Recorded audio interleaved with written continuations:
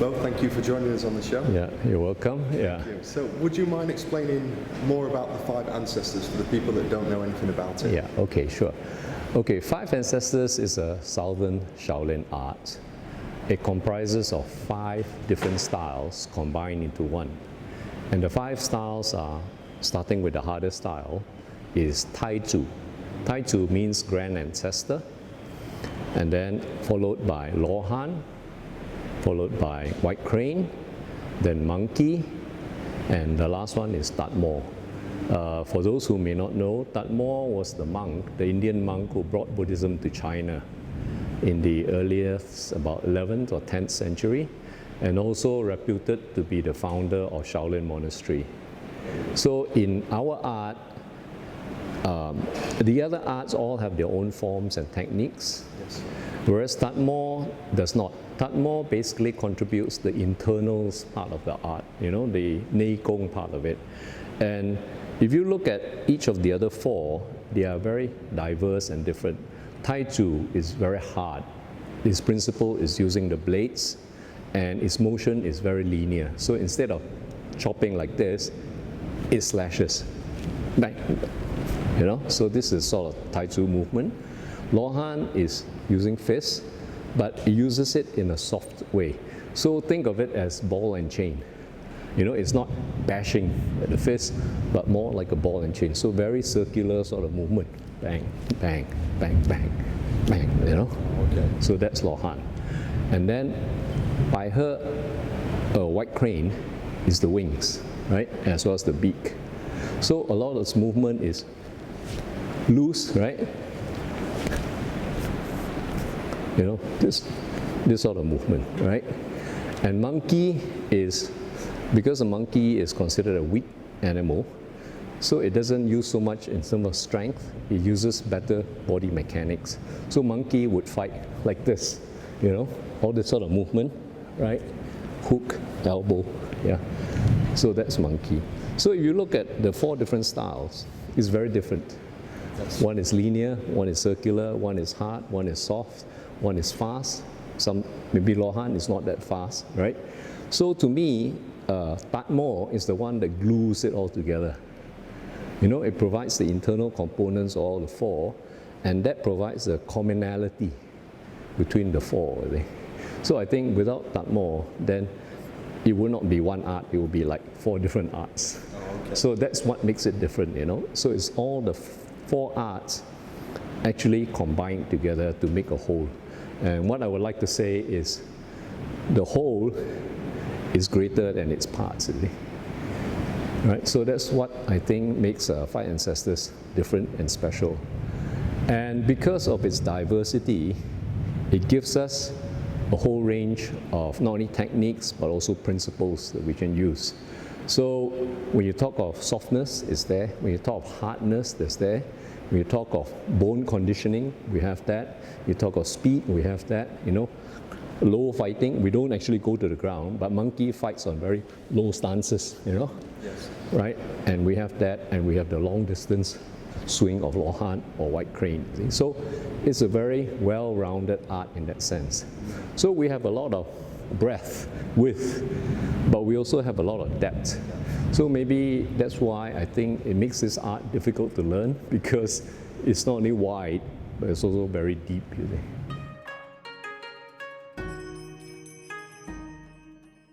Okay, Tai Tzu is hard. Okay, the principle of Tai Tzu is using the blade. This. So Tai Tzu basically keeps part of the hand hard and part of the hand soft. Okay, so this is used for slashing, right? Thrusting and cutting. So it can cut obviously this way. Yes. I can cut this way, right? Or this way, right? It can slash by using this, okay? 1, 2, 3, 4, right? So a lot of these movements are like that. And it's coupled by using the stance to generate power, okay? So it's hard power, but it's not hard to the extent of being rigid. So if you were to hold my hand, just here, okay, I won't do anything to harm you, don't worry, yeah? This is soft, Now I make my blade there. Oh. You can feel this is hard. Yes. But if you move my hand, see, it's still soft. But this part is hard. Right? So what I've done now is put the thing here. See? So, right? So if you hold harder, right? Now if I use brute strength, I'm not going to move you. You outweigh me by at least 10 kilos. Yes. Right? But once I put my thing, I sink my elbows, I root my stance, I cut you down. Wow. And I can feel, it feels like inside is changing. As Yes. you put it in there, it goes rock hard, like steel hard. That's right. And then very heavy. And very heavy. Yes. Yeah. Right? So that is Tai Chi, the principle of the blade. You see. So it doesn't care, you know. It has the power and the sharpness to cut right through, you see. Right? Just to show you also again, right? Like this principle, okay? So if I'm going to use my strength, you resist me, you do a tan sao, right? Okay. Yeah? Or whatever. See, if I put my whole strength on you, it's not going to do me much good, right? Again, if I make my blade sharp and put the thing there, It's changed. right? You can feel it cutting in already. Yes. And I don't have to exert much force. So as a root and sink, now see, I'm cutting you down. Yes. Right? Yeah, so that is Tai Chi, you see. So same thing goes from here, right? Now, I'm going to thrust my hand to the side, right? You want to prevent me from doing so. Okay. See? It cuts in. It cuts in. That is Tai Chi. So in a real fight, this would be bang, cut down. Right? So you're treating the arm as a sword or? As a blade, yeah. A blade. And it could be like a big heavy axe, Yes. or it could be like a sword, or it could be like a small knife. So if I were to use a small knife, here, you won't feel anything here because this is soft. This part is rigid, right? Now, I'm going to go in and do this. Okay. Okay, I won't touch you, don't worry. But you prevent me. You can't. You don't feel anything I here. don't detect anything here. Yeah, because it's here. But if you try to move this, This is hard. this is hard. Iron hard. Yeah. Yes. So that is Tai Chi. Okay. Now, Law Horn is ball and chain. It's circular. So you can say more or less the direct opposite in terms of principle, right? Whereas this is a blade and everything is linear, Yes. right? Law Horn is circular, right? So the strikes would be bang, bang, bang, bang, bang. Okay, so all this, right? So you can see, so it's like flinging the ball, right? And if you feel my hand, see, this is hard, Yes. but again, this is soft, you see, so you swing it around, see, nothing to it. But when I engage, now, Wow. right, no, right, so take it down. Right, so it's again, and this is all to do with yin yang. Again, right? That's why you have the hardness and the softness. It's not all hard, it's not all soft. Okay? Now, just to show you, Law Horn is about power. Okay? Now, I'm going to do this. Stand firm. Okay. Right? Don't let me push you away. Okay. Right? See, I'm going to, see, I can throw my whole body weight. It's not going to move, right? So I just reposition my stance. I do this. So I wind up my ball. There it goes. And it's lifted me off the floor as well. Yeah. Yes. And I don't have to do this. It's just here. Yes. And the point of contact didn't feel hard. Yes. But it went all the way through. That's my right. hands. It's different from the Tai Chi, right? You felt Tai Chi was sharp. You can feel it cutting in. Cutting. This is not. This is like almost soft, but you get swept away. Yes. Right? So you can see each of the ancestors have a very different characteristic. You see. It's quite strange. Right? Yeah. And then the third one is white crane. White crane is impulse, short, explosive energy. It comes from nowhere and it goes boom. Okay?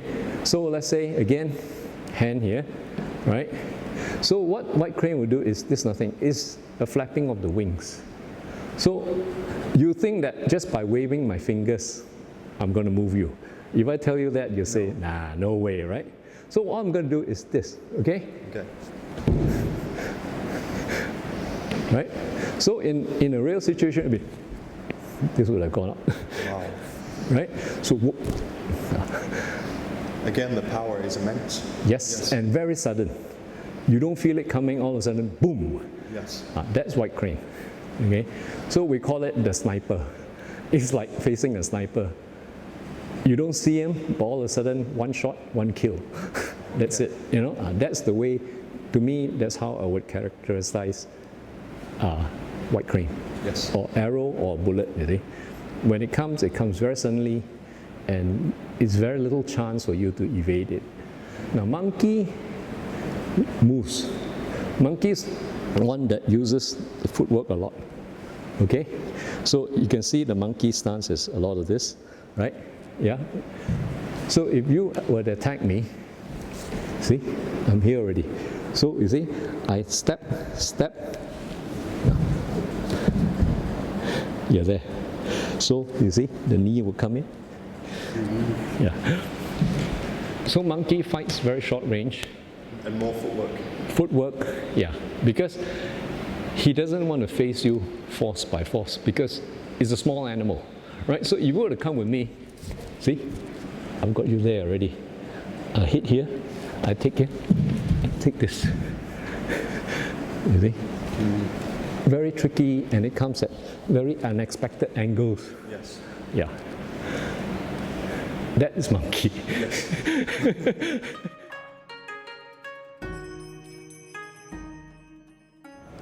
This is according to our oral history. Okay, you have to go back to the change of dynasty, right? This was within the mid-15th century, where it changed from the Ming dynasty to the Qing dynasty. Yeah, the Qing were basically a nomadic race that's from the northeast of China, which is now Manchuria. So they conquered the Ming, and they established their own dynasty. So in China, whenever there's any regime change, there's a lot of turmoil, right? And more so here because the Han Chinese, which is the Ming, did not like being ruled by what they term as a foreign race. So there was a very long period of rebellion. Now, Northern Shaolin became a center of that rebellion. Okay, so a lot of the rebels gathered there and became a nuisance for the Qing emperors. Yes. So what they did was they sent a huge army to wipe out Shaolin. So they literally burned down the temple, right? Killed many monks, but a few managed to escape. So they fled to southern China. Now, southern China, you know, in China, the geography is such that the Yangtze River separates the north and the south. And south of the Yangtze is considered the Wild West of China because it's mountainous, it's forested, right? It's got lots of rivers and swamps. So it's a difficult place geographically to manage or to mount a large military campaign. Really. So they all fled to the south and they reformed in southern Shaolin. It's debatable whether Shaolin in the south existed before or after, but there were many Shaolin temples, some smaller ones all over the country. So, but basically the fighters congregated around southern Shaolin. And these 5 masters, there were 5 of the masters who escaped from the north, and they each represent the different arts, okay?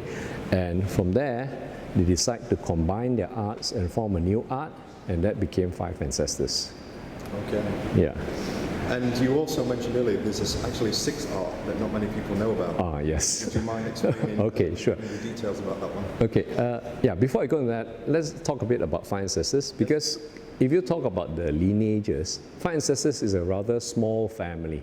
There's basically only 3 lineages. Okay, our lineage, there's a Sim Yong-tek lineage, which is the most common one. That's the one you find in US, in Indonesia, and Philippines. And there's a smaller one called the Kan Tak Yuan lineage, which is very small. It only has a few places, mainly in Malaysia, as far as I know. Okay, so in our lineage, we have this 6th ancestor, but not in the other lineages. Okay. The story goes is that while the 5 masters were in a courtyard in Shaolin, you know, discussing how they were going to combine and put the art together, there will always be a lady standing there watching them, a young lady in a maybe late teens or early 20s. And she would sort of look at them, sometimes smile, sometimes giggle a bit. So after a while, the masters was a bit annoyed. So he asked the lady, he says, 小姐, you know, which is a term they use, right? A young lady. Would you mind explaining to me what you feel, you know, find so amusing? And she said, basically, she said, you guys are doing things too hard. There must be softness in the art. And of course, the masters were a bit, you know, shocked by that and said, okay, can you show us? And she promptly beat the masters, okay? So because of that, it made the masters rethink, you see. And then they decide to put the soft elements into the art itself. So if you look at our forms and our art, we seem to be softer than the other 5 ancestor lineages. And this lady, they never got her name because as they were talking, she walked away and they never caught her name. So they referred to her as Xian Lui. It means the lady in the blue dress. Okay. So for us, she was the 6th ancestor that added the, you know, the soft part to the art. Yeah. And this is the one that you refer to as Wu Mei. And yeah, we suspect, we don't know, right? But for a person to be of that high level on the soft art in Shaolin, there's only one lineage, and that's Wu Mei, you see. Okay. Right? Yeah. Or Ng Mui, as the Wing Chun people call it, right? Yes, because that's what I was going to ask you. How does this relate to the Wing Chun? Because you believe that they're maybe related. I think, yes. I think in the Wing Chun oral history, right, Wu Mei taught a lady by the name of Im Wing Chun, right? Yes. And Im Wing Chun in turn then spread the art of Wing Chun, you see.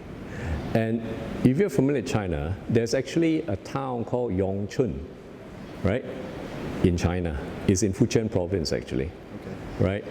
But if you go to Yongchun now, you will find nobody teaching Wing Chun there. It's all white crane. Okay. I don't know what the reason, but that was supposed to be the town of Wing Chun, where Wing Chun originated from. So the history goes is, yeah. But also one more thing in between is we, in our oral history, we also believe that white crane owes a lot to Ng Mui. You know, because Ng Mui also came out with white crane. Right? Now, according to my dad, who is, you know, he's done a lot of research on martial art histories, because white crane was formed during that period, right, where the Ming were fighting with the Qing. Yes. So they may have been, white crane may not have been one single art at that time. You know, there may be several types of art. And they were all fighting against the Qing, you see. So rather than give themselves a name, and normally in the old days, they give the name based on the family. That's why you have Zhu Ga. Zhu Ga means Chu family art, you see. So because that was very dangerous, because if the Qing caught hold of you, he would slaughter your whole family. And not just your family, but, you know, the upline and the downline as well, you see. So they just lump everything under a name called white crane. You see. So white crane could be a conglomeration of the different arts. And Wu Mei also put her influence into that, you see.